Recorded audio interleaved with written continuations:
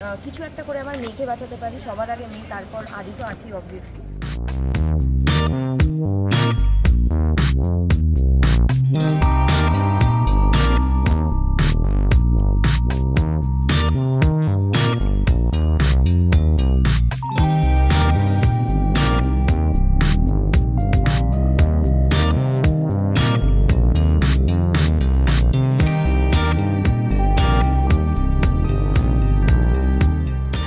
Promo শুটের জন্য তোমরা খুব ব্যস্ত বুঝতে পারছি, বিয়ের মরশুম চলছে এবং আদিত্যর মন খারাপ নিয়েও বিয়ে টিয়ে করছে, কিন্তু যে বিয়ে বাড়ির একটা মজাও তো থাকে, মানে শুটিংয়ে অন্য দিনের থেকে ব্যাপারটা আলাদা থাকে। তো একটু বলো, একটু শেয়ার করো, মানে কেমন হয় ব্যাপারটা, জমজমাট কেমন হয় ব্যাপারটা? তার কারণ যে কোনো ইভেন্টেই বাড়ির অধিকাংশ এরকম গল্প যেখানে ফ্যামিলিটা ইম্পর্টেন্ট, সেখানে ফ্যামিলির সবাই থাকে।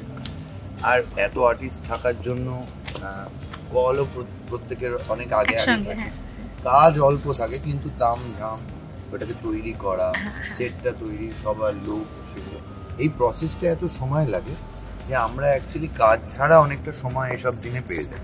তাই একসাথে হই হুল্লোড়, খাওয়া দাওয়া, ওর ঘরে এক জায়গায় গিয়ে খেলাধুলো, যা সময়টা যেভাবে কাটানো।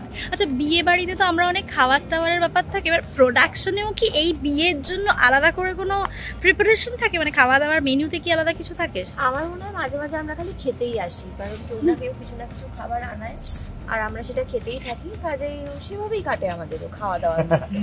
খাওয়া দাওয়াকেই প্রাথমিক গুরুত্ব দিই, সেগুলো হয়ে গেলে মাঝে মাঝে কাজ করি। আচ্ছা, আলোর আমি একটু মানে আমি ব্যক্তিগতভাবে তোমাদের জিজ্ঞেস করছিলাম, কিন্তু এবার আলোকে একটু চরিত্র হিসাবে জিজ্ঞেস করি।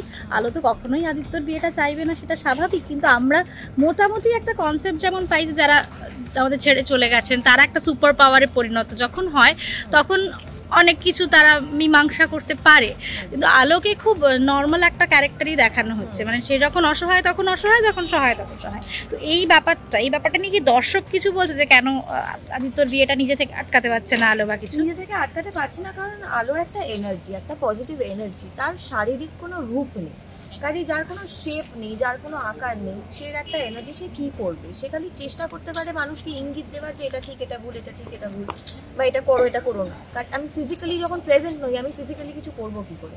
কাজে আমিও সেই চেষ্টাটাই করছি রাধার থ্রু দিয়ে, যাতে কিছু একটা করে আমার মেয়েকে বাঁচাতে পারি, সবার আগে মেয়ে, তারপর আদি তো আছেই অবভিয়াসলি। তো সেই চেষ্টাতেই এখনো আছি যে আমি ফাইনালি বিয়েটাকে যদি আটকাতে পারি মেঘার সাথে, তো সেটা করতে পারি কিনা দেখা যাক। লাস্ট কোয়েশ্চেন, পুচকেটা রয়েছে তোমাদের যে ভীষণ এনার্জেটিক, আমরা জানি কৌশিকদা এবং সেটি দুজনেই তোমরা অহরহ ওর সঙ্গে সিন করছো, আজকে অন্যভাবে সেজে গুজে ওর কিন্তু একটা বিষয়, ইন্টারভিউ দেওয়ার সময় মাঝে মাঝে অনেক কিছু বলে ফেলছে, সিন টিন নিয়ে তোমরা খুব তটস্থ হয়ে থাকছো, আমি দেখছি বলে দিচ্ছি। তো ওকে কি এভাবেই সামলানো হয় সিনের সময়ও, বা আমার মনে হয় খুব একটা সামলাতে ওকে হয় না, বাচ্চাদের মতো দুষ্টুমি করে, আমাদের হাসায়ও, কিন্তু আমার মনে হয় আমাদের মতনই অনেকটাই ম্যাচিওরড, একদমই কাজের জায়গায় বাচ্চাদের মতো সামলাতে ওকে হয়।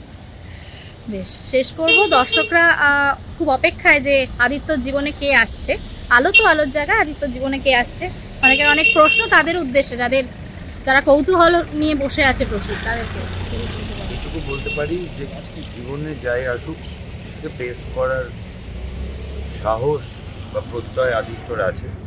এখন প্রাথমিক উদ্দেশ্য হচ্ছে পুকুলকে একটা ঠিক অ্যাম্বিয়েন্সে বড় করা, সেই অ্যাম্বিয়েন্সটার জন্য যত দূর যেতে হয় আদিত্য যাবে, এবং আলো আদিত্যর জীবনে